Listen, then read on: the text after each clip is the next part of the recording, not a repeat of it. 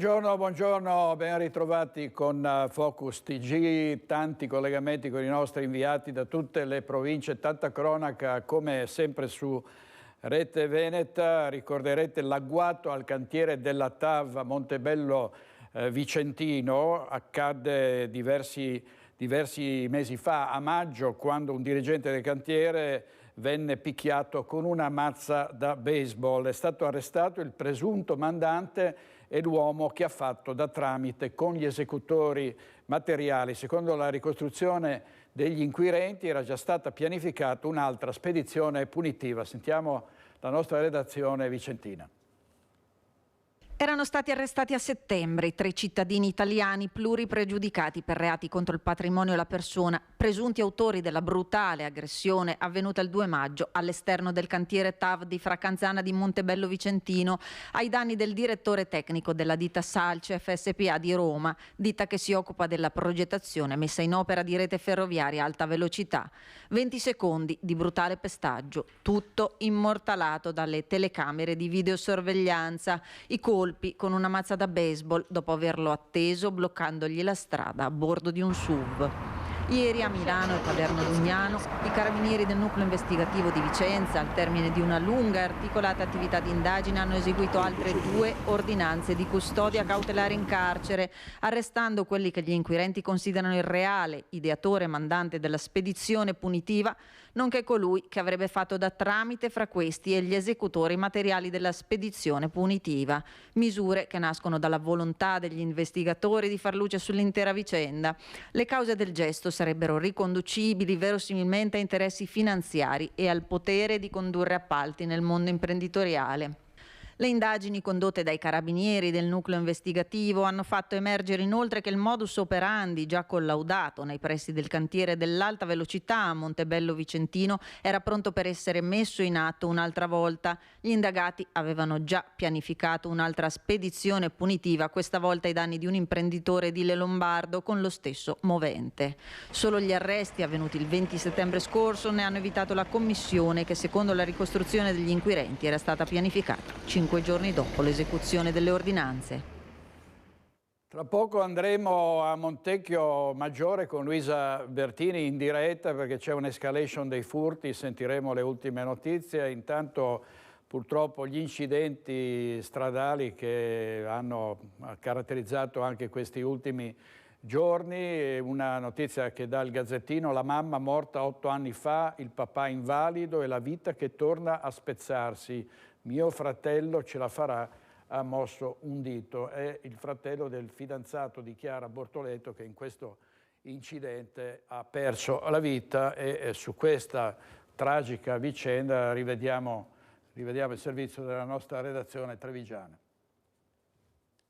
Quando passava di qua era la mia tosetta, in parole di dialetto così, perché era sempre sorridente, sempre che saltava per dire basta, non la vediamo più purtroppo. Dispiace da morire, una cosa troppo brutta, morire così. Buona, simpatica, aperta, gioviale, sportiva, aveva tante belle qualità per me. Dopo la ricordo così perché l'ho vista da piccola, aveva 1 anno. Quindi l'ho vista crescere. In via Marconi a Crocetta del Montello non c'è pace, solo sconcerto e dolore per la tragica fine di una ragazza a cui era impossibile non voler bene. È morta nel peggiore dei modi in via Fraina col Francui, dove restano le tracce della sbandata letale e un fiore giallo.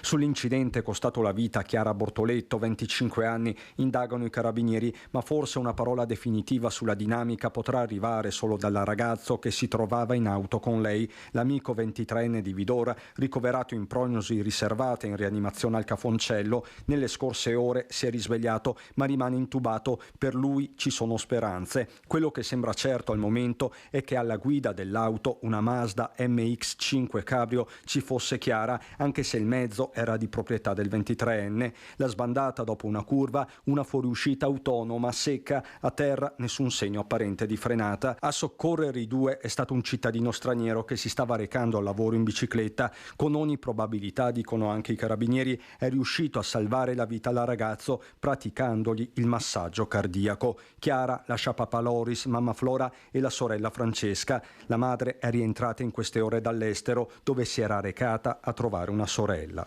Ieri mattina è partita, mi ha detto il marito stamattina, si è partita ieri mattina e quando è arrivata ha saputo la notizia, penso sia tornata, cioè tempo di fare le carte e ritornare indietro, insomma, ecco, non lo so.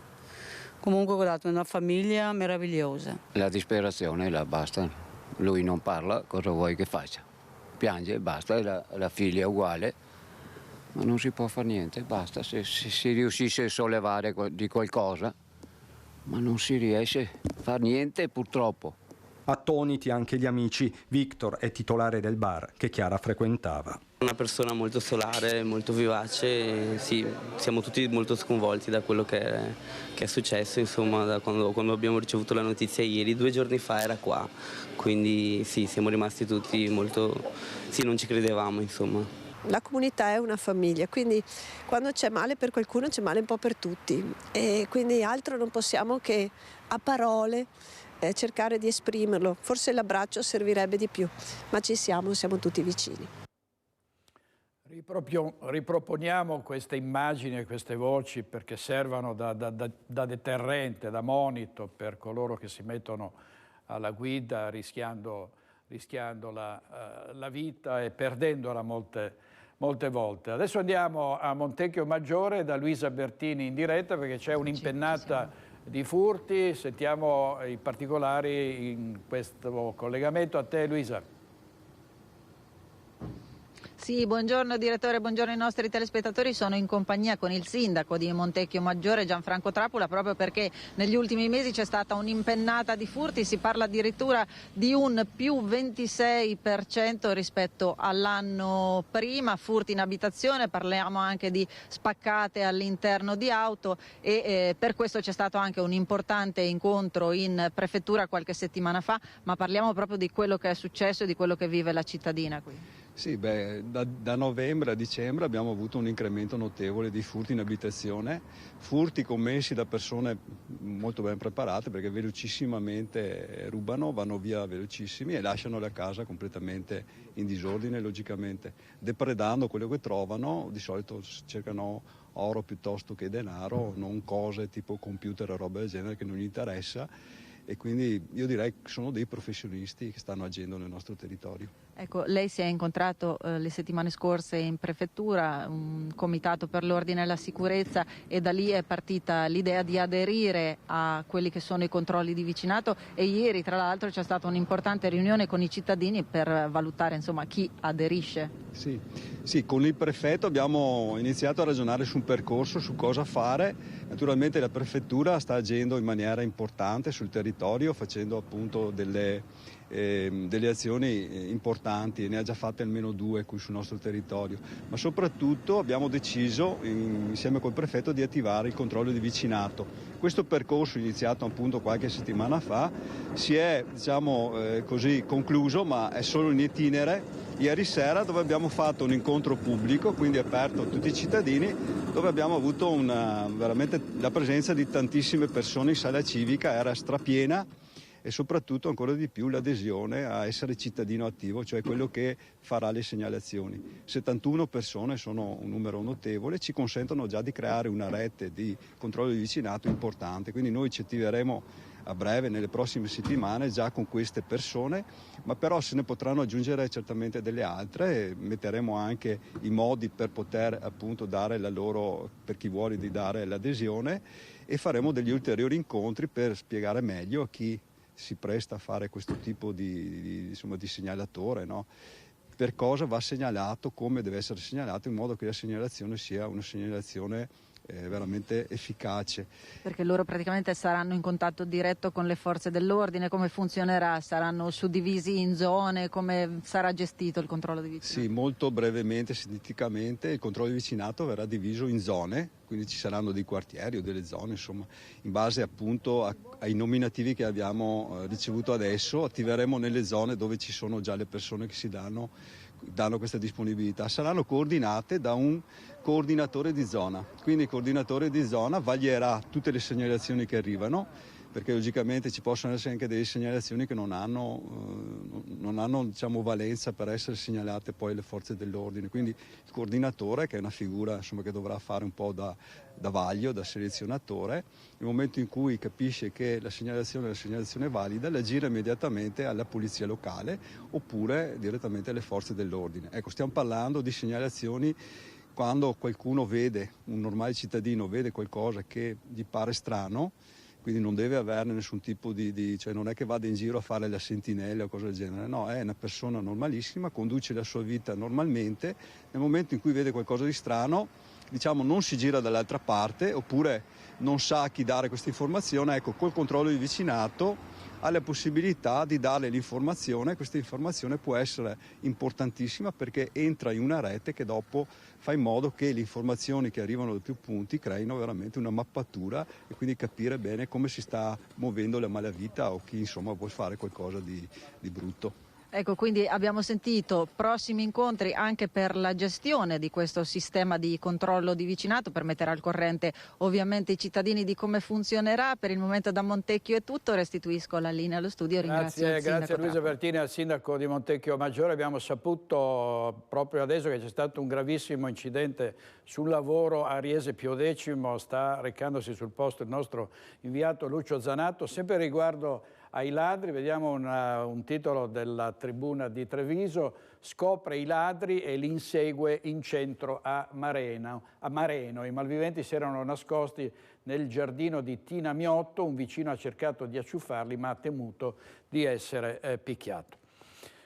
Andiamo avanti, andiamo nel Padovano, a Cadoneghe, dove sono state presentate 2 denunce per i danneggiamenti dello scorso fine settimana in questo paese e le minacce rivolte al sindaco Schiesaro. Sono 2 le denunce contro la donna responsabile degli imbrattamenti e degli atti vandalici a Cadoneghe. Subito dopo gli attacchi di sabato notte, quando era stato dato alle fiamme un'isola ecologica in via Leopardi, era stata presentata una denuncia. Una seconda querela è stata presentata ai carabinieri dopo i vandalismi della domenica, quando è stato imbrattato con scritte minacciose la sagoma del Leone di San Marco sotto la sede comunale ed è stata danneggiata la centralina del municipio, lasciandolo senza luce e riscaldamento. Ho sporto denuncia per interruzione di pubblico servizio, ha detto il sindaco Marco Schiesaro. Sono tornato ieri a denunciarla per il danneggiamento a beni pubblici come mio dovere. La donna denunciata, che ha rivendicato il tutto con un messaggio audio in una chat del comune di Cadoneghe, è stata anche ripresa dalle telecamere di sorveglianza. La vicenda è legata allo sgombero di alcuni insediamenti abusivi nel comune alle porte di Padova, partito 1 anno e mezzo fa. Andiamo a Tezze sul Brenta in diretta da Monica Smiderle per gli atti di vandalismo, anche qui i vandali sempre in azione al Parco dell'Amicizia. È stato risistemato il parco, ma ovviamente resta lo sconforto di coloro che lo gestiscono. Sentiamo Monica Smiderle. Buongiorno a te direttore, buongiorno a tutti i nostri telespettatori. Sono appunto nel Parco dell'Amicizia a Tezze sul Brenta. Con me c'è il sindaco Luigi Perlanda, l'assessore all'ambiente Elisa Marchiorello e il capogruppo degli alpini di Tezze Luca De Vicari. Allora, adesso vedete tutto sistemato alle mie spalle, il parco è stato rimesso in ordine, ripulito e appunto sistemato, ma è stato preso di mira qualche giorno fa dai vandali. Assessore, che cosa avete trovato? Sì, il mattino seguente della distruzione, perché è avvenuto sicuramente di notte, abbiamo trovato vari metri di staccionata distrutta, abbiamo trovato dei resti di una gallina morta all'interno del nostro caminetto e altri piccoli lasciti di rifiuti all'interno del parco. Purtroppo queste cose capitano spesso e ringraziamo soprattutto i nostri alpini, perché se il parco è già sistemato è solo merito loro, che si occupano ogni giorno della manutenzione del nostro parco. È un parco che è stato fortemente voluto dalla comunità di Tezze, che è stato realizzato nel 1998 ad opera appunto della comunità ma anche degli alpini. Adesso il gruppo alpini si occupa della manutenzione e sono stati loro a risistemare il parco dopo gli atti vandalici. Sì, è successo il venerdì notte, al lunedì siamo venuti qua come volontariato, abbiamo sistemato tutto quanto. Senta, lei mi diceva fa male, no? Perché trattate come il giardino di casa questo parco. Sì, lo trattiamo proprio come un giardino di casa, il parco viene aperto in aprile fino in ottobre, qua c'è sempre la manutenzione, taglio erba, piante e tutto quanto, ci teniamo proprio col cuore di fare queste cose, soprattutto per rispetto di vecchi nostri alpini che l'hanno costruito, adesso noi abbiamo il compito di tenerlo sempre pulito. Fa male vedere queste cose perché ci sono purtroppo, non so, ormai ultimamente la comunità, i ragazzi non hanno rispetto per nulla e questo qua fa male per noi alpini e per la comunità di Tezze. Sindaco, il parco dell'amicizia preso di mira dai vandali, ma episodi analoghi sono successi anche a Campagnari ai danni dei capitelli costruiti dal presidente dei Fanti. Che cosa succede a Tezze sul Brenta? È emergenza? Ma io non parlerei di emergenza, ci sono sempre questi fatti che avvengono, le persone che non hanno cura del patrimonio pubblico. Io direi invece parliamo di cose positive, questo parco nei prossimi giorni sarà pieno di ragazzi, domani ci saranno 1500 ragazzi degli istituti superiori della provincia di Vicenza, il giorno successivo un altro migliaio della scuola secondaria di primo grado, sempre della provincia di Vicenza, il giorno successivo, quindi sabato, il CSI organizza delle gare, quindi è un parco che viene utilizzato sempre e che viene utilizzato bene, quindi parliamo di cose positive. Sabato prossimo, il giorno 17, è organizzata da parte del comune, dalla Proloco, la camminata in notturna, quindi ecco, questa è la funzione del nostro parco. Purtroppo i vandali ci sono sempre, quelli che non hanno cura, che pensano che il bene comune sia di nessuno, invece no, è di tutti e poi se lo si deve sistemare le spese vanno in capo a tutti quanti. Naturalmente la speranza, direttore, è quella di arrivare ad identificare i responsabili di quanto accaduto sia qui al Parco dell'Amicizia che a Campagnari. Da Tezze sul Brenta è tutto, io ringrazio i miei ospiti e restituisco la linea allo studio. Grazie molto a Monica Smider e Andrea Benetti, il nostro operatore. Andiamo a Castelfranco perché c'è stata una rissa a calci e pugni, identificati e denunciati i ragazzi coinvolti. Si tratta di 7 minori tra i 15 e i 16 anni. Le indagini sono in corso da parte dei carabinieri. Era stato proprio pestato a calci e pugni, massacrato vorrei dire, un minorenne.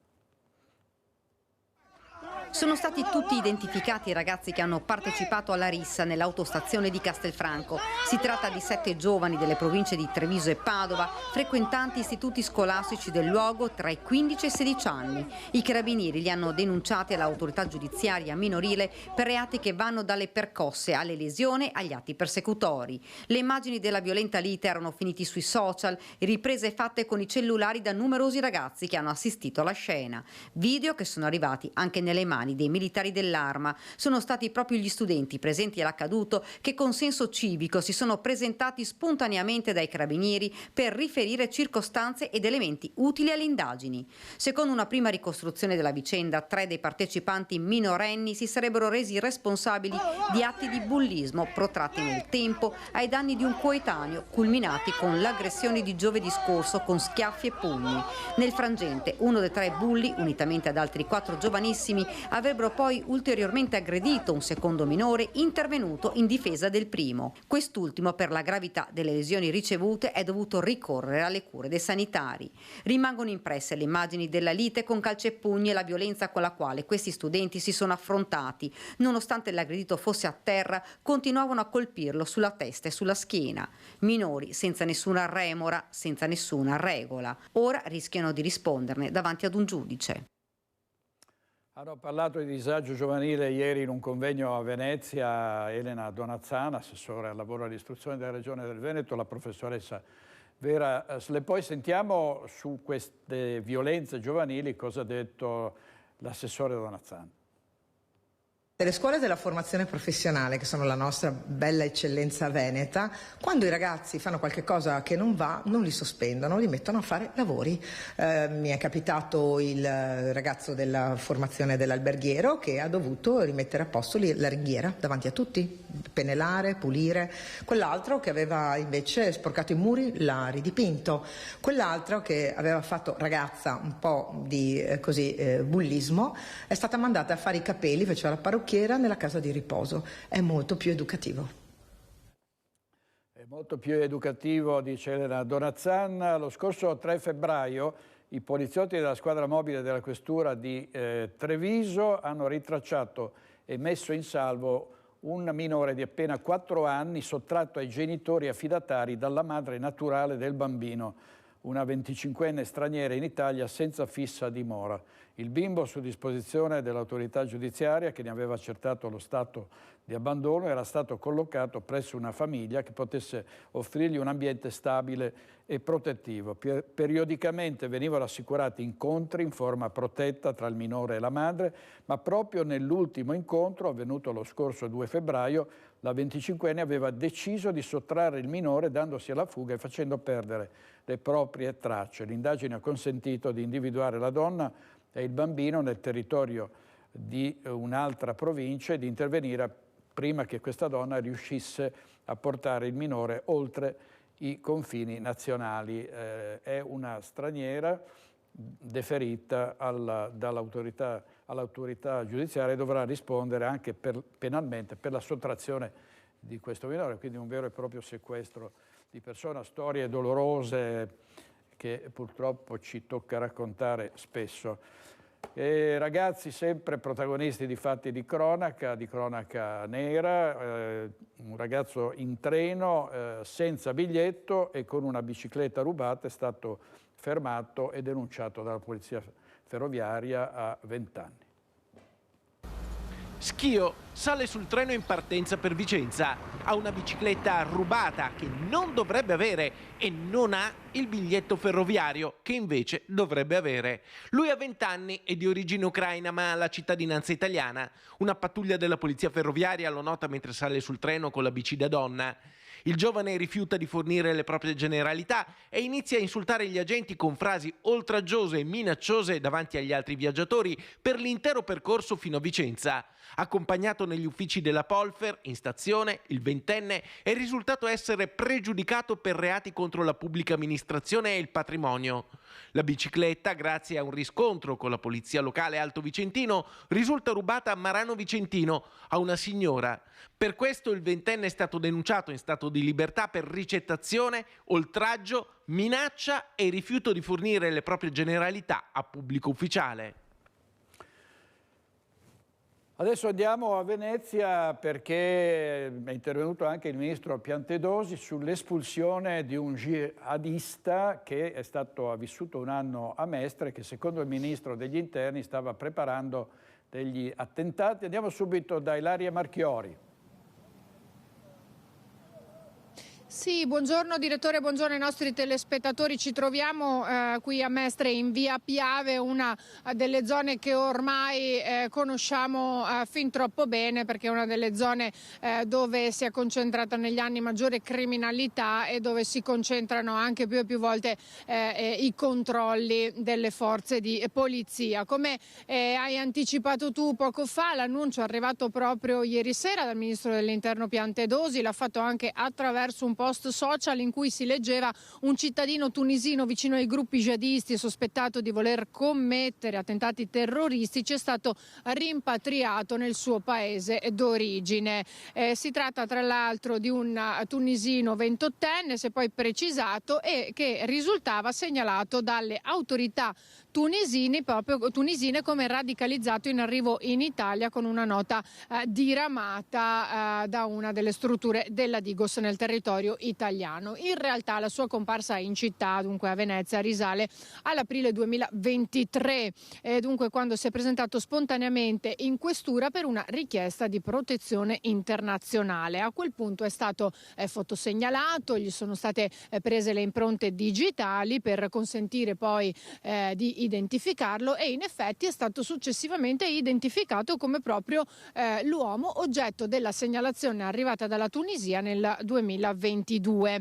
La richiesta di protezione internazionale è dunque stata bocciata. A quel punto il 28enne ha fatto un'altra richiesta, quella di asilo politico, bocciata anche questa, ha presentato ricorso e anche questo è stato ovviamente bocciato. A questo punto è scattata la procedura di rimpatrio, come è stato annunciato proprio ieri dal ministro Piantedosi, che si è trattato sostanzialmente di un atto amministrativo gestito proprio dagli uffici della Questura di Venezia, che avevano preso in carico il 28enne dall'inizio, da quando appunto si è recato per chiedere la protezione internazionale che gli è stata negata. In tutto questo tempo il tunisino appunto ha vissuto a Mestre, facendo dei lavori saltuari. A suo carico al momento, almeno qui in Italia, non risultano reati commessi o delle denunce, per cui sarà anche fondamentale capire e avendo anche ulteriori informazioni con ulteriori approfondimenti se effettivamente sia così o se probabilmente magari anche in altri paesi potesse aver commesso qualche altro reato. Qui da Mestre è tutto, io restituisco la linea allo studio. Grazie molte, grazie a Ilaria Marchiori e al nostro operatore Sandro Ponchio. Adesso andiamo a Padova da Federico Fusetti, perché è allarme smog in tutto il Veneto. Ci sono città che vengono paragonate addirittura a Treviso per l'altissimo livello raggiunto dalle polveri sottili. Sentiamo, credo, anzi c'è il presidente di Lega Ambiente con Federico Fusetti. A te Federico. Sì, buongiorno direttore, dici bene, buongiorno ai telespettatori. Siamo qui con Cristiana Roque Allende per raccontarvi di uno smog a livelli sempre più alti in Veneto. Sono molte le città che stanno entrando in queste ore, direi, nella zona rossa, per esempio in provincia di Padova, Cittadella. Quasi tutte le altre sono in zona arancione, quindi parliamo di sforamenti per tanti giorni consecutivi, almeno 10 giorni consecutivi del livello di PM10, un'aria sempre più irrespirabile. Si salvano solo Bassano, Belluno, Feltre, 3 o 4 località. Dicevi bene, siamo col presidente di Lega Ambiente Veneto, Luigi Lazzaro. Qua la situazione, insomma, è vero che ogni anno ne parliamo, però la situazione diventa ogni giorno, non so se usare il termine drammatica sia eccessivo. Ma diciamo che buongiorno a tutti, che in generale la situazione è migliorata negli anni rispetto a 10, 15, 20 anni fa, però è evidente che questi livelli che viviamo in questi giorni, superiori oltre il doppio del limite consentito dalla legge per la salute, per tutelare la salute dei cittadini, è un livello che ci deve preoccupare fortemente. Non fosse altro che il perdurare, diciamo, appunto, di questi livelli ci mette in allarme proprio per la salute di tutti noi, in particolare dei più piccoli, degli anziani, di chi ha patologie cardiovascolari. Insomma, ecco, è una situazione che deve vederci reagire cercando di non mettere a repentaglio quanto è stato fatto fino a qui, ma sapendo che va fatto uno scatto in avanti molto più forte, soprattutto, diciamo, multilivello, e quindi che in tutti i settori e in tutti i livelli amministrativi si intervenga per cambiare di fatto quello diciamo, che quello che respiriamo in atmosfera, che sì, migliora, ma in realtà ci mette in condizioni critiche nel periodo invernale. E quindi domanda fatidica: che cosa proponete voi, quali possono essere, diciamo, provvedimenti concreti, immediati? Beh, noi chiediamo che le ordinanze sindacali decise dagli amministratori comunali, negli agglomerati di sindaci che si parlano, finalmente discutono insieme sugli ordini o sulle direttive di Regione Veneto, vengano applicati senza essere messi in discussione, quindi dal blocco delle auto alle limitazioni di velocità alla gestione degli impianti di riscaldamento. Serve che questi atti vengano messi in campo con forza, sapendo che le risorse servono e andandole a chiedere a chi queste risorse dovrebbe darle con una grande attenzione al nostro territorio, che ovviamente è il governo italiano, e ovviamente all'Europa, che sta mettendo in campo una revisione della normativa per la quale serviranno risorse per raggiungere quegli obiettivi molto sfidanti di abbassamento dei livelli di inquinamento. Poi serve anche andare, diciamo, a incentivare quella che è una politica di conoscenza culturale del fenomeno, che in molte categorie manca. Penso, e noi ricordiamo sempre, al tema dell'agricoltura, degli agricoltori, perché è bene ricordare che la maggior parte degli inquinamenti secondari derivano dall'ammoniaca che arriva dall'agricoltura, dalle attività agricole, dall'attività della zootecnia, che va in atmosfera, si compone e fa il famoso PM10 e PM2,5. Quell'area di intervento deve essere attenzionata in maniera molto più forte. Le centraline, se noi andiamo a vedere le centraline ARPAV di questi giorni, ci danno in zona rurale dei dati più elevati addirittura delle zone di traffico all'interno dei centri urbani. È evidente che bisogna fare in modo che anche gli agricoltori comprendano quanto è importante non fare gli spandimenti in campo aperto, e se vengono fatti che siano interrati immediatamente con le adeguate tecniche agronomiche, che non si facciano bruciamenti all'aperto, e soprattutto che si intervenga grazie a quelle fonti di finanziamento già esistenti nei piani regionali per chiudere le vasche, ad esempio, dove si mettono le deiezioni animali, per fare in modo che gli inquinanti non vadano in atmosfera, che siano trattenuti il più possibile. Ecco, serve una politica di coesione rispetto agli interventi da fare, che non sono solo in un settore, ma devono essere per il riscaldamento, così come per l'agricoltura, così come per il traffico urbano. Anche il sindaco di Treviso ha lanciato un allarme, chiede insomma un incontro con i ministeri, in particolare il Ministero dell'Ambiente, per diciamo, provvedimenti presi insieme tra i vari sindaci, e questo è sicuramente positivo. Il grande tema, poi chiudiamo, è quello delle auto, cioè le limitazioni al traffico. È un tema che divide tutti noi. Servono o non servono? Ma ripeto, serve la limitazione al traffico, così come serve pensare anche a un rallentamento della velocità nelle aree urbane, non fosse altro per la qualità della vita delle famose zone 30, quindi servono. Ad esempio le famose zone 30 servono dove devono essere realizzate, quindi in ambito scolastico, nei centri urbani, nelle strade dei centri storici. Chiaramente non stiamo parlando delle tangenziali, questo è evidente, ci arriverebbe insomma anche un bambino, ma serve applicare tutte queste ordinanze già previste, quindi vanno solo applicate perché è già previsto, così come la limitazione invece del limite di velocità in autostrada, perché è dimostrato scientificamente che se è vero che a 30 km/h forse un'auto emette un po' di più che a 60, è vero che sopra i 110-120 km/h emette il doppio di quanto non fa a 30 km/h. Quindi va fatto un ragionamento, diciamo, molto più pragmatico e meno ideologico, come invece si tende a fare, per sapere che nel periodo di emergenza, dobbiamo ricordarci questo, cioè dal 1 ottobre al 30 di marzo, serve applicare tutte le limitazioni possibili per garantirci una qualità della vita e della salute, ovviamente, che sia consona al territorio in cui viviamo.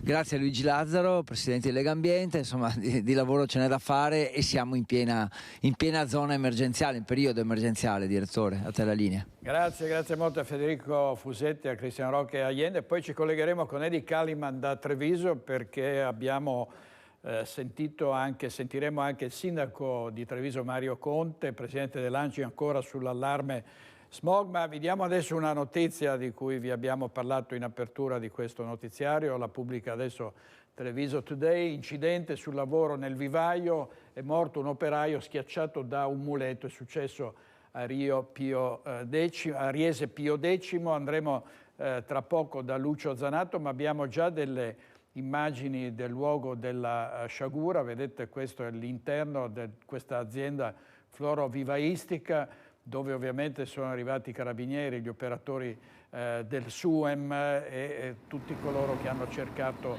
in qualche modo di, così si pensava all'inizio, di salvare la vita a un uomo che purtroppo è deceduto, schiacciato dal muletto. È un sessantenne, è accaduto questa mattina verso le 11:30 l'incidente. Ovviamente adesso la Procura ha aperto subito un fascicolo e sono in corso anche le indagini da parte dello Spisal. Qui è sempre la questione della mancanza di sicurezza e uno stillicidio di vittime che fa davvero impressione.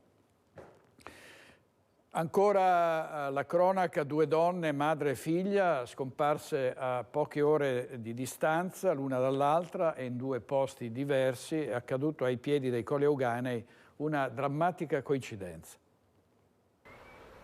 Tragedia, anzi doppia tragedia ai piedi dei Colli Euganei. Una donna di 64 anni, Nuccia Bazzarin, malata da tempo, si è spenta al mattino e poche ore dopo è spirata anche la madre, Bruna Mercedes Magro, 95 anni. Una drammatica coincidenza, un legame forte che si fa sentire anche oltre la vita terrena. Le donne che vivevano tra Monte Ortone, Montemerlo e Cervarese Santa Croce erano molto conosciute nella comunità. La madre aveva aperto il primo bar di Monte Ortone, chiuso una trentina d'anni fa, e poi una tabaccheria gestita tuttora dai familiari. Una drammatica coincidenza, visto che la madre non sapeva nemmeno che la figlia fosse spirata poche ore prima, mentre le famiglie hanno deciso di unire i 2 funerali per sottolineare il legame fortissimo tra madre e figlia.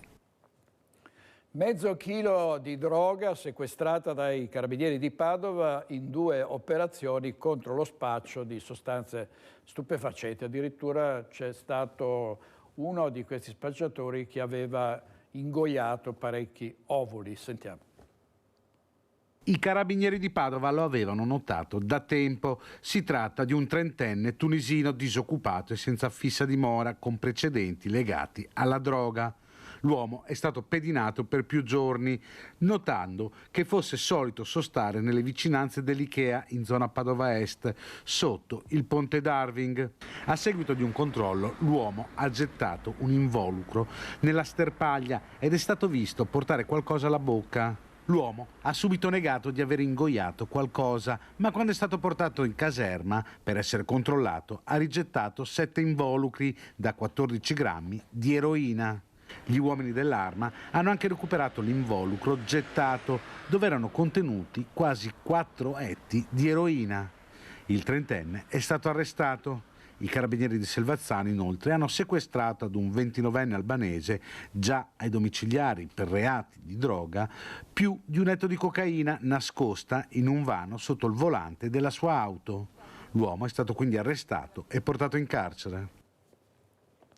Continuano i maltrattamenti, parliamo purtroppo spesso di violenze contro le donne. Un uomo si era barricato in casa dell'ex compagna e quando è tornata l'ha picchiata, condannato a 4 mesi a un risarcimento questo 54enne padovano. Dopo aver litigato con la compagna che si era rifiutata di pagargli il biglietto del traghetto per le vacanze in Sardegna, si era barricato in casa della donna e l'aveva cacciata impedendole di rientrare nella sua abitazione per 2 settimane. Quando lei è riuscita a tornare in casa approfittando di un'assenza dell'uomo, lui l'ha aggredita. Un 54enne padovano è stato condannato a 4 mesi per lesioni e a un risarcimento di 3.000 euro. La vicenda risale all'estate del 2022. L'uomo, intestatario di un alloggio Ater, viveva di fatto in casa della compagna in centro storico a Padova. La donna, 45enne, aveva già sborsato un sacco di soldi per le vacanze, ma si era rifiutata di pagare il biglietto del traghetto. A quel punto il 54enne l'ha spinta fuori di casa e si è barricato all'interno dell'appartamento. Ci resta per settimane. La donna lo denuncia per occupazione abusiva e anche per i maltrattamenti subiti in passato. Il 54enne, dopo molti giorni, è uscito di casa per andare a cena con un amico e a quel punto la 45enne è riuscita a rientrare in casa chiamando i carabinieri quando vede l'ex sotto casa. L'uomo però riesce ad entrare dalla finestra e le mette le mani al collo. Per fortuna i militari arrivano in tempo e lo bloccano denunciandolo. Nei giorni scorsi il processo e la condanna a 4 mesi e al risarcimento. Torniamo sull'allarme smog perché abbiamo sentito a Padova il presidente di Lega Ambiente, ma adesso andiamo dal presidente dell'ANCI e sindaco del comune di Treviso, Mario Conte. Con lui c'è Edi Caliman. A te, Edi. Buongiorno direttore, buongiorno ai telespettatori. Come hai detto bene, siamo in compagnia del presidente ANCI e sindaco di Treviso Mario Conte, perché ieri sindaco lei ha, in qualità di presidente ANCI Veneto, ha lanciato un appello al ministro dell'ambiente Pichetto Fratin. Cosa ha chiesto? Sì, intanto saluto il direttore e lo ringrazio per questa opportunità. Abbiamo chiesto un piano straordinario per mettere la parola fine o cercare di limitare quello che è l'impatto dello smog nelle nostre città, uscendo anche da una logica autolesionista dove sono sempre i sindaci ad essere bersaglio delle critiche dei cittadini e delle varie opposizioni indipendentemente dagli schieramenti, quando invece dobbiamo raccontare la verità ai nostri cittadini. I sindaci stanno mettendo in campo politiche ambientali anche importanti e stanno facendo il massimo con gli strumenti che hanno a disposizione, però è altrettanto vero che la situazione è molto critica e lo vediamo in questi giorni. È critica perché ci troviamo all'interno di un bacino che si chiama bacino padano, che ha una conformazione geografica che favorisce la creazione di questa situazione che è dannosa però per la salute. Allora serve incentivare la sostituzione delle caldaie, lo dobbiamo fare in modo esteso, coinvolgendo tutti i comuni del bacino padano in modo importante e massiccio. Dobbiamo incrementare il patrimonio verde, quindi incentivare la forestazione urbana, scegliendo anche delle essenze che possano garantire dei risultati, e poi chiederò anche al Ministro di detassare quegli interventi che hanno una logica ambientale, perché pagare un IVA al 22% su questo tipo di interventi significa sottrarre risorse ad ulteriori interventi che potrebbero migliorare e garantire la salute ai nostri cittadini.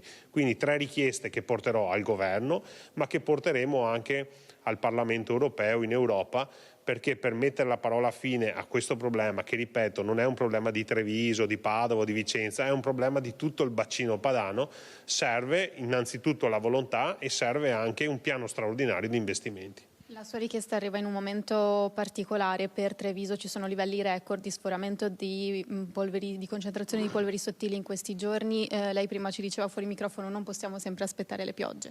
Sì, la danza della pioggia non è una soluzione. A noi piacciono le soluzioni strutturali e soprattutto ci piace essere responsabili nei confronti dei nostri cittadini. Se è vero che da una parte il picco più alto è stato proprio Treviso, è altrettanto vero che la somma dei picchi e di sforamenti a Treviso è più bassa rispetto alle altre città del Veneto. Però è una magra consolazione. Gli sforamenti ci sono e i picchi ci sono e la salute dei nostri cittadini è effettivamente un po' a rischio e quindi noi vogliamo dare risposte. Lo facciamo con delle politiche attive. Ricordo che in 5 anni l'amministrazione Conte ha investito 900.000 euro per la sostituzione delle caldaie inquinanti e abbiamo piantato più di 5.000 alberi, però evidentemente non è ancora sufficiente e soprattutto non deve riguardare una singola municipalità, ma deve riguardare un intero territorio che è quello padano. Infatti i sindaci come possono stanno cercando di arginare il problema, però appunto lei ci diceva non è una situazione che possiamo risolvere da soli comune per comune. No, qui è una situazione che va risolta a livello governativo perché interessa il bacino padano. Io in queste ore sono in contatto con il sindaco di Mantova, mi sono sentito anche con il sindaco di Milano. È un problema che riguarda tutti, i picchi ci sono, gli sforamenti ci sono, la buona volontà c'è, ci mancano gli strumenti, perché continuare a leggere le opposizioni o i vari comitati ambientalisti che puntano il dito nei confronti dei sindaci io non lo trovo corretto, perché da un punto di vista della nostra volontà c'è tutta la volontà di mettere la parola fine a questo tipo di problema, è altrettanto vero che servono investimenti importanti che possono arrivare solo o dal governo o dall'Unione Europea o da entrambi. Direttore, da Cassugana è tutto, questa è la richiesta del presidente ANCI Veneto. Da Cassugana ti restituisco la linea. Grazie molte Edi Kaliman e molti saluti e complimenti al sindaco di Treviso Mario Conte. Si è saputo poco fa che Giovanni Malagò, il presidente del CONI, parlerà delle Olimpiadi Milano-Cortina sul palco di Sanremo. Ieri sera ascolti astronomici per quanto riguarda il festival di Amadeus, mi pare il 63% di share, qualcosa di mai visto finora. Intanto sentiamo cosa ha detto Malagò in vista di questa sua esternazione a Sanremo. Molto meglio di qualche giorno, di qualche settimana fa o di qualche mese, molto meglio. E stiamo recuperando è evidente, e c'è molto senso adesso di positività, siamo consci delle responsabilità È una tipica situazione dei Italian case che caratterizza tante, non voglio dire tutte, sarebbe forse esagerato, molte delle situazioni del recente ma anche lontano passato del Paese. I temi sono all'ordine del giorno, le criticità, le complessità sono, mi sento di dire, praticamente quasi totalità la parte infrastrutturale, così come lo sono tanti altri settori del Paese. Però c'è molto anche all'interno del Comitato, lo dico dal primo giorno, mi sono anche esposto, malgrado tutto questo, secondo me saranno i migliori giochi invernali di sempre. Migliori giochi invernali di sempre, ha detto poco fa a Milano, avete visto, era in Piazza della Scala Giovanni Malagò, presidente del CONI, e questo dopo le dichiarazioni del ministro Giorgetti che si era lasciato scappare non avrei mai voluto infilarmi in questa faccenda, ma Malagò ha confermato che i giochi invernali si svolgeranno regolarmente perché si sta recuperando tempo, e anche per quanto riguarda la pista, la famosa pista del bob, ci sono 200 operai arrivati dalla Norvegia, chiamati dall'azienda che ha vinto la gara per la costruzione di questa nuova pista di bob, che è la Pizzarotti. Adesso andiamo con Andrea Basso in regia e Mattia Pizzaia, andiamo a vedere cosa è successo purtroppo in Messico, dove c'è l'ombra dei cartelli messicani in narcotraffico sull'omicidio della giovane veneta Pamela Codardini, madre di 2 bambini e vedova dello chef triestino Alex Bertoli, anche lui assassinato in Messico 11 anni fa. L'ultimo compagno della donna sarebbe stato il vero obiettivo dei killer, che però non hanno voluto lasciare testimoni. Servizio di Tele 4, la nostra redazione di Trieste. Un regolamento di conti tra bande criminali legate al traffico di droga. Sarebbe questa, secondo gli inquirenti messicani, la motivazione del duplice omicidio nel centro di Ocotlán de Morelos della 35enne veneta Pamela Codardini e del suo compagno 29enne Juan Yair. La giovane, mamma di 2 bambini, si sarebbe trovata nel posto sbagliato al momento sbagliato. Il compagno, braccio destro del capo del cartello della droga dei Los Medina, era infatti con tutta probabilità il vero obiettivo dei sicari, che però non hanno voluto lasciare testimoni, freddando anche la donna che in quel momento si trovava nel negozio. Un fatto che apre nuovi interrogativi anche sull'altra tragedia che aveva colpito la donna 11 anni fa. Pamela aveva perso il marito, lo chef triestino Alex Bertoli, trucidato anche lui in Messico, poco lontano dalla pizzeria che avevano aperto da poco insieme a Mazunte. Bertoli, che prima di trasferirsi in Messico risiedeva a Capriva, fu brutalmente picchiato a colpi di bastone e poi bruciato vivo. Nonostante quel terribile episodio, la donna aveva deciso di restare a vivere in Messico. Da una successiva relazione sono poi nati i 2 figli che sono stati affidati al padre dopo la separazione. Infine la storia con il nuovo compagno messicano e il tragico epilogo di una vita, quella della 35enne originaria di Favaro, scossa dalla violenza e dalla tragedia. La Farnesina ha fatto sapere alla famiglia che il corpo di Pamela Codardini è ancora in Messico in attesa del nulla osta al rimpatrio da parte delle autorità giudiziarie. La tragedia di Susegana, cioè il ciclista investito da un uomo che era alla guida di un furgone, è in corso l'autopsia. La bicicletta percorreva la provinciale 34 all'altezza di Sant'Anna quando è avvenuto l'impatto con il furgone. Mohamed Chouaid, 66 anni, di origini marocchine, in sella alla 2 ruote, è finito dentro un fossato ed è morto all'istante. L'esame autoptico eseguito dall'anatomopatologo Alberto Furlanetto ha stabilito che a causare il decesso è stato un grave trauma cranico. L'autista del furgone, un 76enne di Sernale della Battaglia, che prima, secondo alcune testimonianze, si era fermato sul luogo dell'incidente e poi si era allontanato, dovrà rispondere di omicidio stradale e omissioni di soccorso, ma sarà una perizia cinematica a stabilire l'esatta dinamica di questa tragedia. Se la bici, carica di 2 borsoni, possa aver toccato il mezzo oppure se quest'ultimo lo abbia travolto. Una strada comunque stretta e pericolosa, come hanno raccontato i residenti. Le indagini della polizia locale di Conegliano. Adesso vediamo ancora il sindaco di Campodoro che dà a suo modo uno schiaffo al cosiddetto Fleximan, perché là dove Fleximan aveva battuto il palo di un rilevatore di velocità, il sindaco ne ha deciso di sistemarne un altro. Vediamo.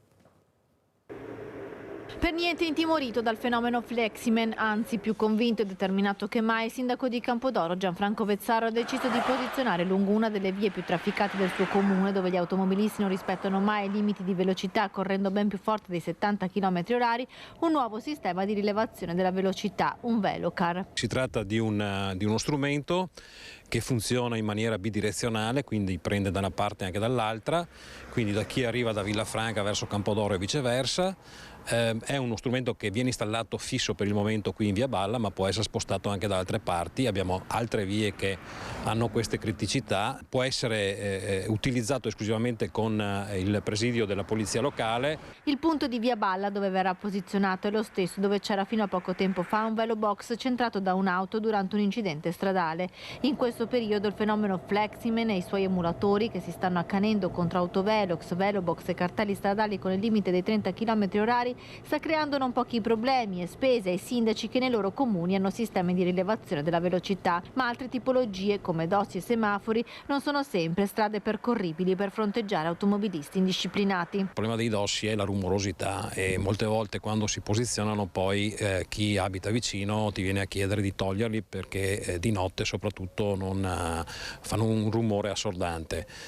L'alternativa era quella del semaforo intelligente, però anche questa, una volta che capiscono che poi soprattutto di notte, di sera, capiscono che non c'è un T-Red e passano anche col rosso, e quindi in una strada come questa, che tra l'altro è una strada di campagna, non avrebbe secondo me avuto l'effetto che si voleva ottenere, cioè proprio quello di creare le condizioni perché le macchine rispettassero i limiti di velocità, che in questo caso sono 70 km/h. A Campodoro solo poche settimane fa c'è stato un incidente mortale in una strada parallela a quella dove verrà posizionato il Velocar. Il sindaco dunque non teme Fleximan. Io sinceramente penso a dati 2023, ai quasi 1500 morti, ai 100.000 feriti sulle strade, penso a tanti genitori che piangono i loro figli, e quindi guardiamo alla vita e cerchiamo di far rispettare le regole. Sappiamo che la velocità purtroppo in alcuni casi ha degli effetti mortali, quasi sempre. L'unico strumento per riuscire in qualche modo a raggiungere l'obiettivo è quella appunto di posizionare un autovelox. Non vedo altre possibilità. Servizio Valentina Visettini, avevamo parlato di autovelox l'altro ieri sera in un vivace dibattito a Focus. Il presidente del Consiglio Comunale di Montebelluna, Michele Toaldo, aveva accusato molti comuni di voler fare solo cassa. Sentiamo. E purtroppo c'è quel momento di estrema commemorazione, commozione, però poi la vita riparte dopo 5 minuti. Giustamente anche la vita va sempre avanti. Io direi, su questo caso specifico di Asolo, io farei una riflessione anche sul fatto che è vero, ci sono molte più auto, ma soprattutto bisogna dare un dato che 40-50 anni fa c'erano pochissimi, se non nessun novantenne che guidava un'auto. Adesso ci troviamo con persone che hanno preso la patente quando c'era ancora il re e che guidano purtroppo ancora l'auto. Non dico purtroppo, perché magari sono persone in gambissima, io ne conosco anche personalmente, perché poi quando tu raggiungi una certa età ti senti... Comunque uno sta bene, dice mi permetto, ho l'auto, mi sento lucido a sufficienza per guidarla. Purtroppo sappiamo benissimo, le statistiche dicono una cosa: la vita media di una persona, di un maschio è 81 anni, di una donna è 85, quindi quando poi guidi un'auto e sei appunto in una situazione di traffico sempre più congestionato, come accade nelle nostre strade attualmente, dopo una certa età i riflessi proprio sono sempre meno pronti, perché poi parliamo sempre dei giovani. I riflessi sono sempre meno pronti, diceva Michele Toaldo l'altra sera ad una certa età, e purtroppo ci sono anche quelli di tutte le età che prendono le tangenziali e le autostrade in contromano. È successo a Padova, ma per fortuna è stato evitato il peggio perché la polizia ha arrestato questo autista. Contromano a fortissima velocità e ubriaco lungo la tangenziale di Padova. È stato convalidato l'arresto dell'autista di un camion che nella notte tra domenica e lunedì, per sfuggire ad una pattuglia della polizia stradale di Venezia, aveva imboccato Corso Argentina in direzione Abano Terme, Contromano. Nel tentativo di fuga il camionista aveva prima speronato una delle auto di servizio e poi era andato contro un'altra auto in transito con alla guida una donna immediatamente soccorsa da un secondo equipaggio della polizia. Il camionista è stato inseguito e bloccato a Selvazzano Dentro. L'uomo, visibilmente ubriaco, è stato fatto scendere a fatica dal mezzo. Gli sono contestati i reati di resistenza a pubblico ufficiale, fuga e omissione di soccorso, danneggiamento e guida in stato di ebbrezza. Sia i poliziotti che la conducente dell'auto sono ricorsi a cure mediche. Servizio di Francesco Rattai e passiamo all'omicidio di Margherita Ceschin, l'ex marito Enzo Lorenzon, 79 anni, accusato di essere il mandante del delitto, è uscito dal carcere ed è agli arresti domiciliari in una casa di riposo nella Sinistra Piave. Stamattina è stato posto agli arresti domiciliari su richiesta appunto che avevo fatto in attesa della decisione del Tribunale del Riesame che dovrà decidere a seguito dell'annullamento della ordinanza di custodia cautelare da parte della Cassazione. Ho ritenuto fosse necessario e urgente presentare una richiesta di arresti domiciliari e il giudice l'ha accolta. La notizia è arrivata in tarda mattinata. Enzo Lorenzon, 79 anni, accusato di essere il mandante dell'omicidio dell'ex moglie Margherita Ceschin, è agli arresti domiciliari presso una casa di riposo nella Sinistra Piave. Le motivazioni di questa decisione riguardano le precarie condizioni di salute, spiega il legale.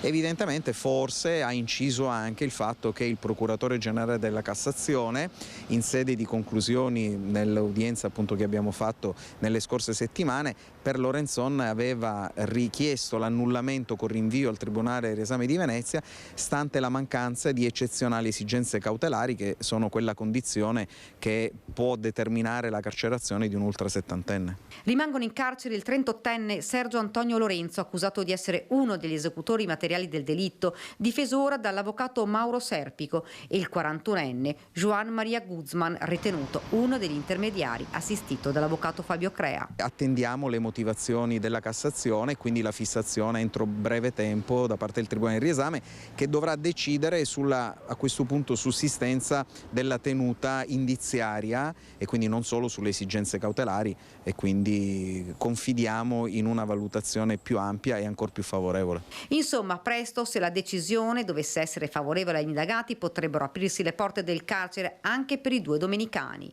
Ma, sottolinea l'avvocato Crea, bisogna attendere le motivazioni della Cassazione e la decisione del Riesame.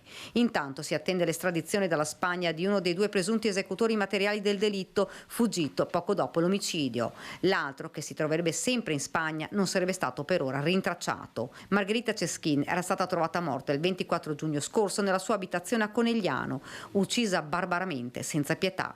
Un delitto che aveva sconvolto la Marca e che rischia di non avere responsabili assicurati alla giustizia. Protestano i parenti della vittima, durissimo il commento del figlio della Ceschin. Il servizio era di Daniela Sizia. Andiamo in pubblicità, pochi minuti, e poi torniamo con voi tra pochissimo. Grazie.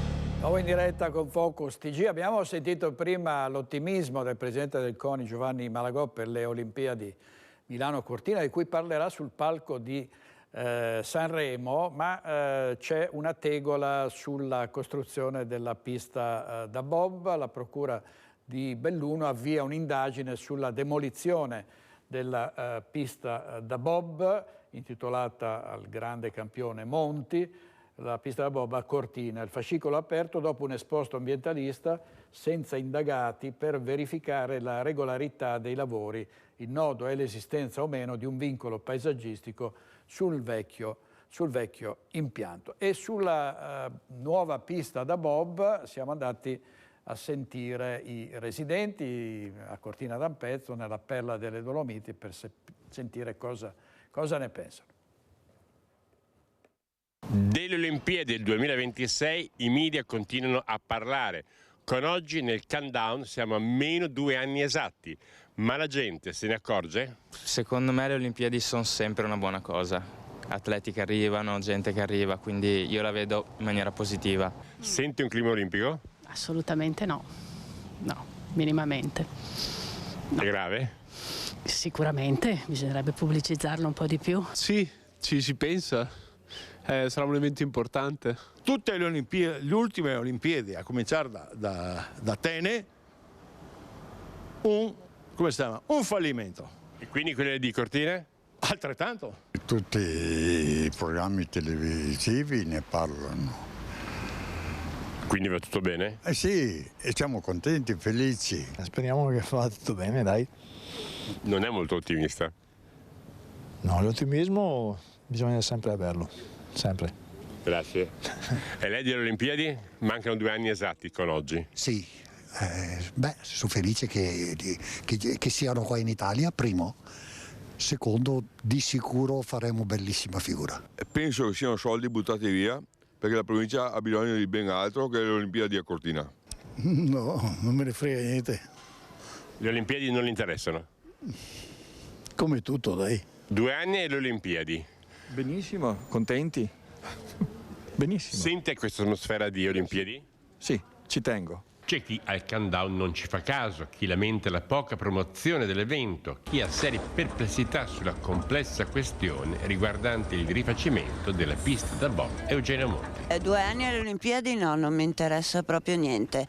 Penso che il mondo ci stia prendendo in giro, però siamo... In che senso? Beh, nel senso direi che con la pista da bob abbiamo dato il meglio. Sì. Peccato che anche la pista non l'hanno più fatta e quindi non lo so. Cortina-Milano, ma non so quanta Cortina ci sia. Penso che sia un tempo un po' lungo per preparare la pista di bob a Cortina. Questa è la mia opinione. Poi non ce la fanno? Non ce la fanno secondo me. Oppure ce la fanno, ma dovranno fare dei lavori molto velocemente e forse non sarà il risultato che tutti si aspettano. Mancano 2 anni esatti all'inizio delle Olimpiadi, ci fa caso? Tu parli inglese perché io parlo inglese. 2 years to the start of the Olympic Games in Cortina. Nice. And? You know? Now I know from you. Fabio Fioravanti, non a Cortina d'Ampezzo dove andremo molte volte, ma a Belluno. Tra l'altro i lavori dovranno essere completati entro il febbraio del 25 per poi collaudare la pista. Insomma, sono arrivati 200 lavoratori di quelli molto efficienti dalla Norvegia e si pensa che questo impianto sarà pronto. Prevale il pessimismo, ma poi in realtà è un indotto importante, è un investimento, sono soldi che arrivano per l'economia locale e quindi anche per l'occupazione ci sono dei vantaggi. L'occupazione che purtroppo, sì, abbiamo visto i dati generali dell'occupazione che sono migliorati, però ci sono comunque in Veneto aziende che chiudono come il sito produttivo di Nara Camicia a Santa Maria di Sala, ovviamente grande amarezza da parte dei lavoratori.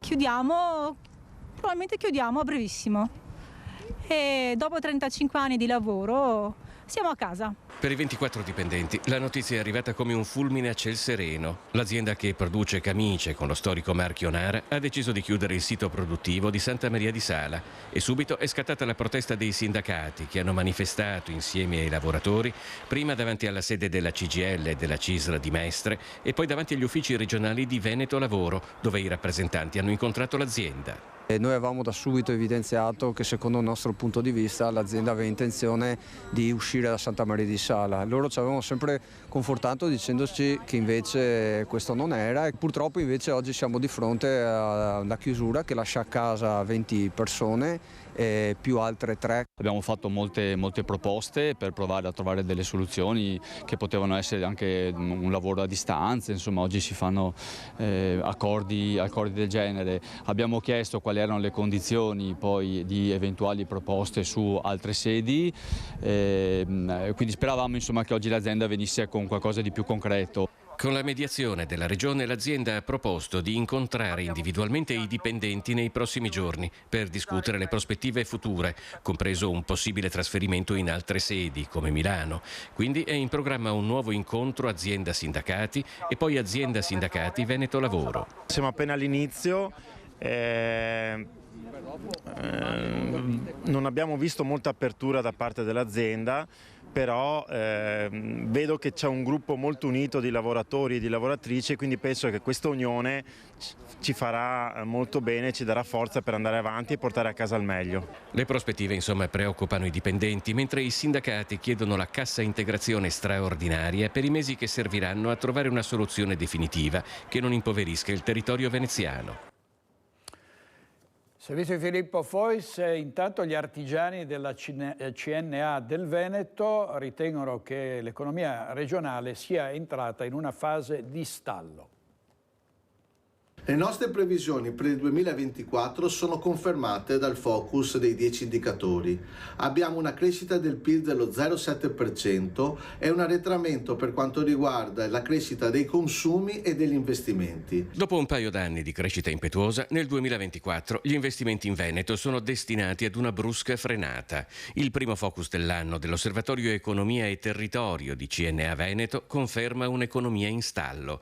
Banca d'Italia punta il dito contro le condizioni più rigide di accesso al credito, l'esaurirsi degli incentivi in edilizia e il rialzo dei costi di finanziamento, ma c'è anche dell'altro. L'inflazione è scesa, ma è cresciuta negli ultimi 2 anni del 14,4%.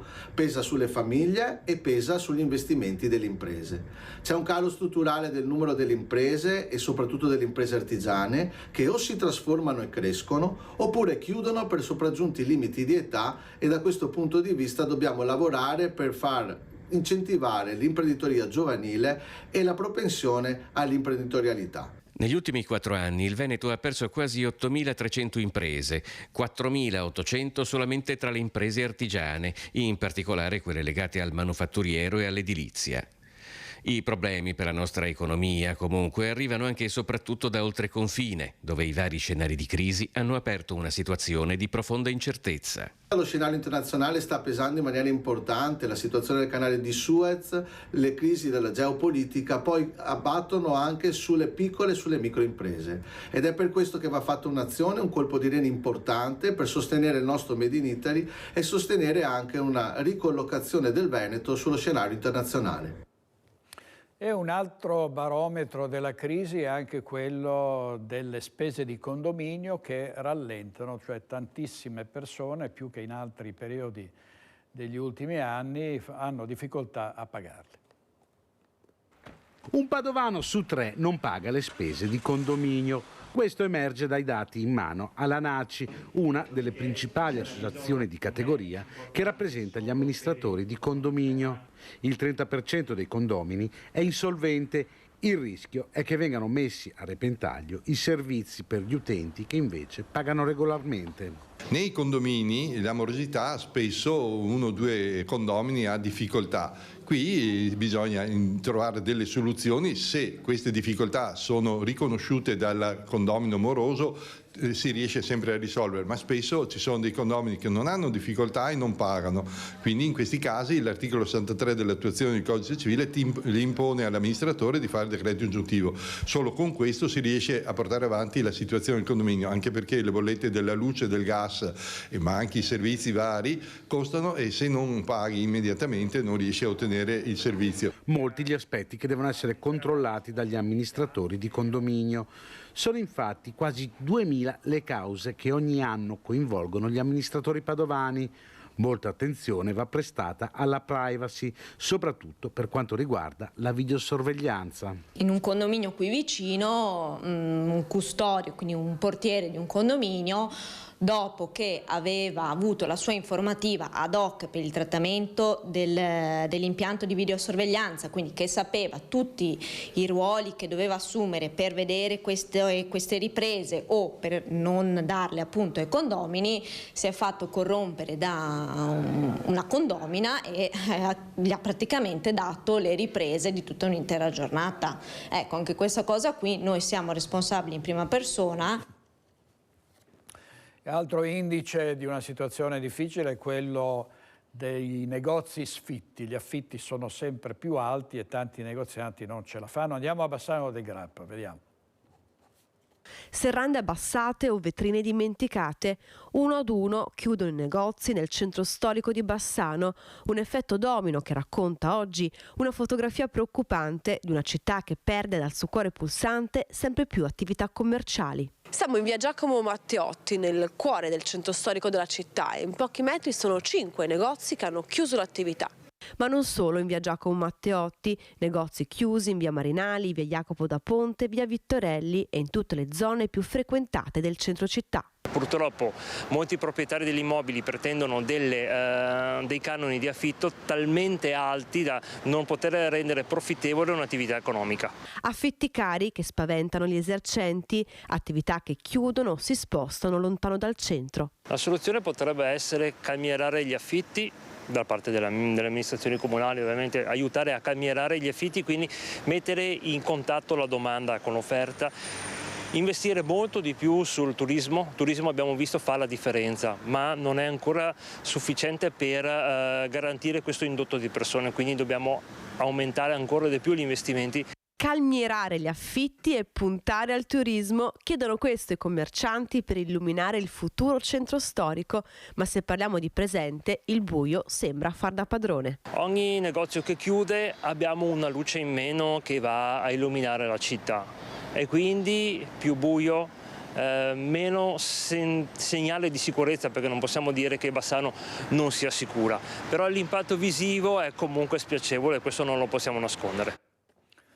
Un altro incidente sul lavoro, un'altra vittima. Andiamo in diretta da Lucio Zanato a Riese Pio X.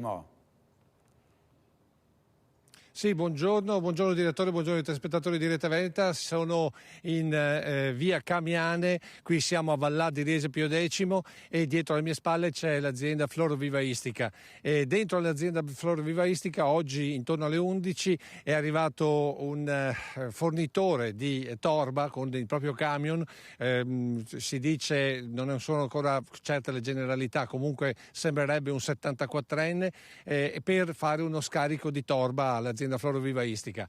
Una volta scaricata la torba ha fatto per ricaricare il muletto che gli è servito appunto per questa operazione, una delle cinghie avrebbe ceduto e l'ha travolto.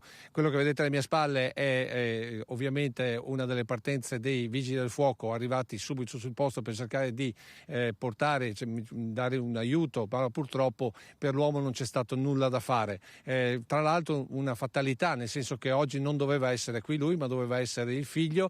La consegna è stata fatta invece proprio per una questione proprio dal padre, e il padre appunto ha scaricato e adesso in questo momento stanno procedendo agli ultimi controlli della salma, dopodiché verrà ovviamente portata via dal carro funebre. Ennesimo incidente sul lavoro nella Marca Trevigiana, in questo caso probabilmente a cedere c'è stato un cedimento strutturale delle cinghie che dovevano sostenere questo muletto che stava per essere caricato sul cassone del camion, e appunto per quest'uomo purtroppo non c'è stato nulla da fare, è rimasto schiacciato da questo muletto.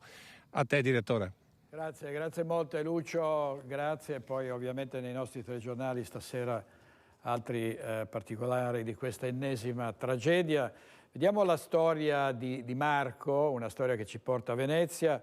Ha 27 anni, è disabile al 100%, denuncia come il comune di Venezia gli abbia negato l'accessibilità ad alcuni ponti e con essa la possibilità di recarsi autonomamente all'università.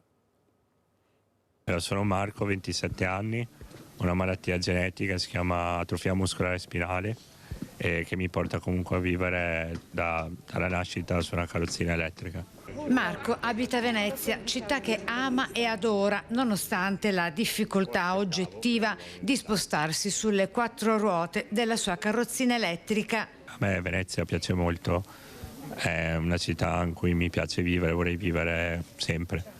Diciamo che da quando sono venuto qui è stato molto difficile, potrei dire un'esperienza limitata. Marco è iscritto all'Università Ca' Foscari. Per lui raggiungerla significano 2 ore di viaggio contro i previsti 10 minuti di chi può invece camminare. Nel senso che molte zone della città a me sono completamente inaccessibili, invisibili, nel senso che molto spesso mi si dice andiamo in un posto e non so neanche dove sia quel posto perché non potrò mai accedervi. E qui sta il nocciolo della questione. Ha chiesto al Comune di Venezia la possibilità di rendere a lui accessibili alcuni ponti tramite l'utilizzo delle previste rampe, ma si sarebbe sentito rispondere picche, come racconta lui stesso. Io ho parlato direttamente, ho scritto un'email, 2 email all'assessore Zaccariotto. E alla prima non mi ha risposto, alla seconda ero un po' più arrabbiato, mi ha risposto appunto dicendomi che non c'erano soldi. Della serie arrangiati? Sì. Eppure volendo il Comune potrebbe ricorrere alla voce trasferimenti correnti o spostare l'impegno di spesa liberando risorse da un altro capitolo di spesa. Insomma, per aiutare Marco, già fortemente provato, siamo certi che il Comune possa e debba trovare una soluzione superando ponti e pregiudizi. Anche da un punto di vista magari turistico, cioè voglio dire una rampa in più potrebbe aiutare a farla vedere meglio, no?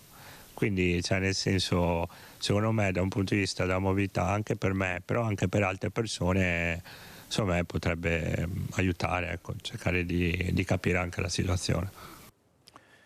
Servizio di Anna Maria Parisi, abbiamo spesso ospite qui a Focus in questo studio Francesca Zaccariotto, assessore ai lavori pubblici del Comune di Venezia, quindi le ricorderemo questa vicenda, vedremo che altre risposte potrà dare a questo ragazzo. Andiamo in pubblicità con Andrea Basso, Mattia Pizzaia in regia e torniamo subito.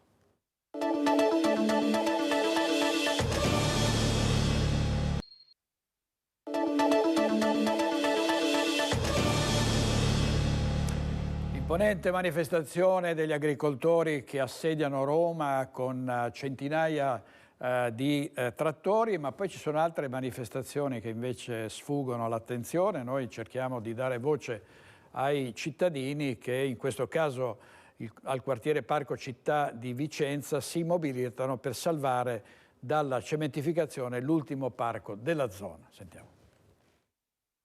Siamo assolutamente determinati. Se il Comune vorrà imporci questa cosa contro la nostra volontà, contro i nostri desideri, ci incateneremo ai macchinari, faremo tutto quello che potremo fare per impedire questo scempio del verde. I residenti del quartiere Parco Città sono pronti a sostenere la battaglia contro la volontà dell'amministrazione comunale che intende realizzare una nuova scuola nell'unica area verde rimasta nella zona. I soldi del PNRR vanno usati diversamente, ci dicono i cittadini, che hanno chiamato noi di Rete Veneta per sollevare la questione ed interessare tutte le parti politiche coinvolte. Questo qua dietro alle mie spalle è un asilo nido che lo stanno ancora ristrutturando ed è fantastico. Qua abbiamo una scuola elementare, una scuola materna che coesistono nella stessa edificio e qui in questo campetto che è considerato e descritto come parco giochi c'è un progetto del PNRR dove vogliono far costruire un asilo nido. Questo è un ultimo spazio verde del nostro quartiere, accessibile a tutti, dai bambini piccoli agli anziani, ai cani. Ci sono 2 porte da calcio, una rete di pallavolo, tutti si trovano a giocare e a godere del fresco d'estate. Noi non siamo contro la costruzione dell'asilo nido, appunto noi favoriamo l'area verde, ma dobbiamo anche tenere presente che la denatalità è un fattore proprio primario, c'è un problema grosso di tante città e andiamo a chiudere le scuole perché non ci sono bambini. Vediamo alcuni titoli del Corriere del Veneto. Questo riguarda una truffata con il phishing, la banca è colpevole, risarcimento a carico dell'Istituto di Credito, una veneta che è stata raggirata. Poi la pietra tombale sul Vanoi, no unanime di Trento alla diga anti-siccità, e l'Università di Padova, un cinetto per rilassarsi dopo le lezioni universitarie, il corso spopola a fisica. E invece per colpa del Covid hanno saltato il concorso per un posto di ruolo, hanno superato la seconda prova, ma ora a causa di una sentenza del Consiglio di Stato un centinaio di insegnanti in tutta Italia rischiano il posto di lavoro. Ovviamente i casi riguardano anche il Veneto. Vediamo la storia di una maestra padovana. In graduatoria per un posto di ruolo ci sono entrate superando le prove del concorso, ma ora il posto fisso all'interno della scuola pubblica rischiano di perderlo per una sentenza del Consiglio di Stato che in un solo colpo cancella tutti i loro sforzi. La colpa di questi insegnanti, se di colpa dobbiamo parlare, è stata quella di non aver partecipato al concorso nella data fissata dal Ministero dell'Istruzione perché ammalate di Covid o in quarantena fiduciaria, ma di aver superato le prove nella sezione suppletiva del concorso stabilita dopo un ricorso al TAR. Io purtroppo il giorno in cui sarei dovuta presentarmi alla prova scritta ero in quarantena fiduciaria a casa per un contatto positivo a scuola. E questo ha impedito chiaramente il mio presentarmi perché il mio Green Pass comunque era stato annullato. Dopodiché abbiamo subito fatto ricorso, ci siamo rivolti comunque ai sindacati e abbiamo vinto il ricorso al TAR, per cui l'ufficio regionale scolastico ha organizzato le prove suppletive che a cui abbiamo partecipato, mi sembra, in 8 persone. Questa è la storia di Carlotta Bertazzi, insegnante padovana. Grazie al concorso è entrato di ruolo e ora insegna in una scuola primaria di Vigonovo. Per questo ha anche sostenuto l'acquisto di una nuova auto. Carlotta, insieme ad altre 8 colleghe venete, aveva partecipato al concorso supplettivo. Alcune di loro non avevano potuto sostenere il primo concorso perché positive al Covid o addirittura ricoverati in ospedale per il coronavirus. Ora, nonostante le prove superate, rischiano di perdere il posto e la motivazione del Consiglio di Stato, che annulla il ricorso al TAR, lascia l'amaro in bocca. Pur essendo in stato di emergenza, ci è stato detto che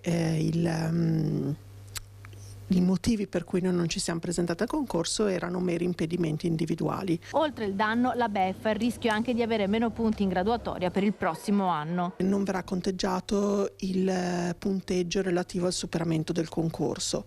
Quest'anno dovrebbe essere conteggiato come un anno di supplenza normale, però siamo un po' in un limbo in cui non sappiamo bene cosa ci succederà, perché poi non abbiamo notizie dall'ufficio regionale. Non c'è telegiornale in cui non si sia costretti a riferire di atti vandalici a partire da Fleximan, ma anche di imbrattatori di muri, di monumenti e di coloro che favoriscono comunque il degrado. Siamo andati a sentire cosa ne pensano i bassanesi.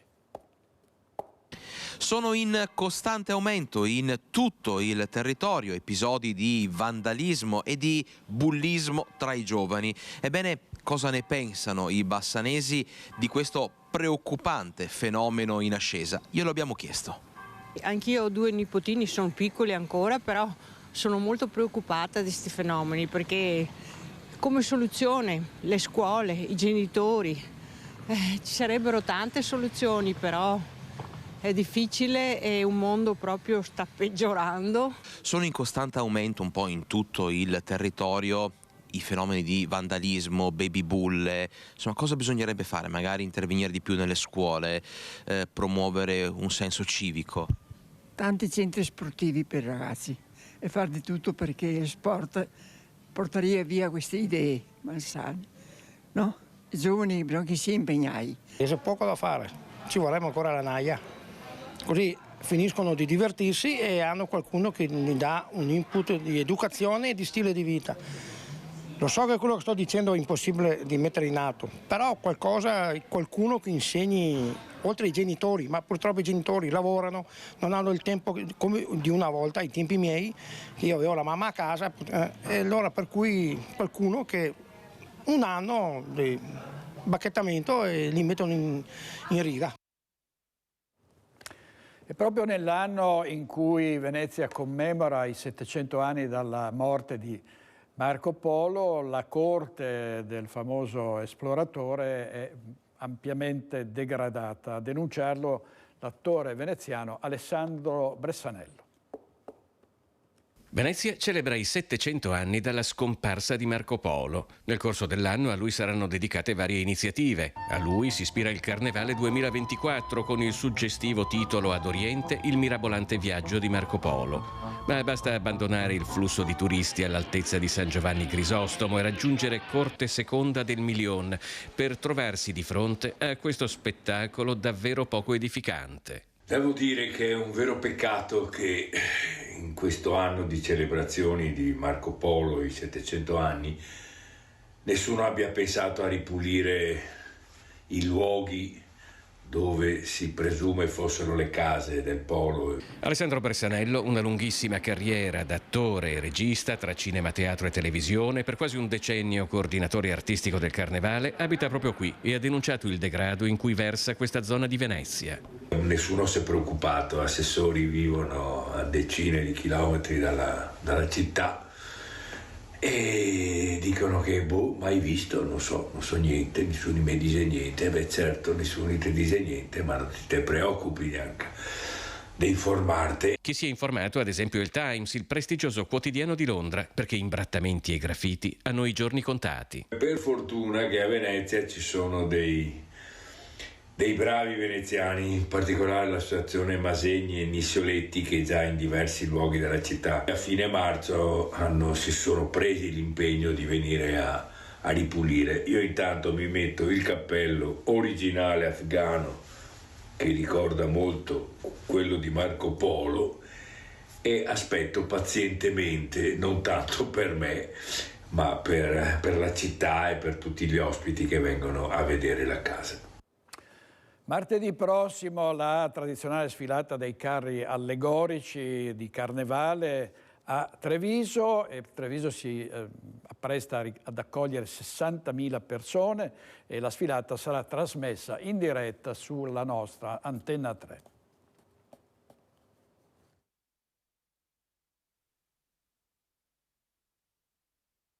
Questo carnevale sarà diviso in 3 giorni, sabato e domenica saranno protagonisti gli artisti di strada, i trampolieri, i giocolieri, mangiafuoco, in un focus dedicato ai bimbi in centro storico.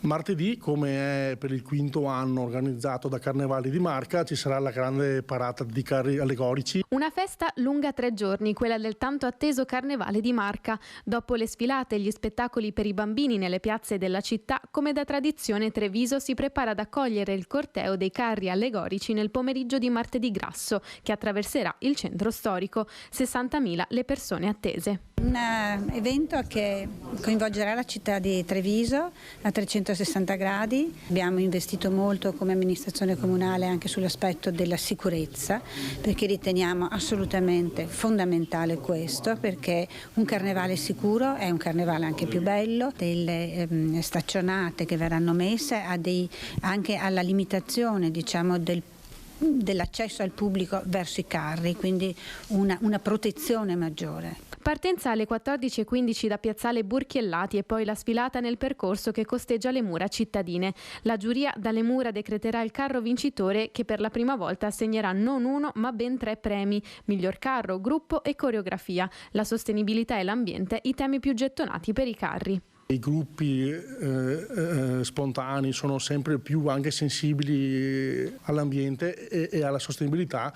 È una cosa molto importante che sempre più andremo anche noi ad aiutare. Questo però sembra non bastare a placare le polemiche che ogni anno si ripropongono, legate al fatto che la sfilata porterà dei trattori in centro storico. Treviso, che in queste settimane è maglia nera per numero di giorni consecutivi di sforamento dei limiti delle polveri sottili. Inutile, a detta dell'assessore all'ambiente, bloccare ulteriormente il traffico in città. L'ha dimostrato la pandemia, quando era bloccato tutto il traffico e tutta la circolazione, compresi gli aerei, e i valori di PM10 erano praticamente alti e costanti. C'è da dire che non possiamo vietare tutte le manifestazioni o quello che si fa all'aperto, e quindi non stiamo andando in quella direzione. C'è il sindaco Alessandro Manera e poi Nicola Rigoni, e la nuova assessore alla cultura del Comune di Treviso, Maria Teresa De Gregorio, che è anche membro del Consiglio di amministrazione della Veneto Film Commission. È tutto per oggi, grazie molte a Andrea Basso, a Mattia Pizzaia, a voi che avete scelto Focus TG. Ci vediamo stasera alle 21:15 con Focus. Buona giornata.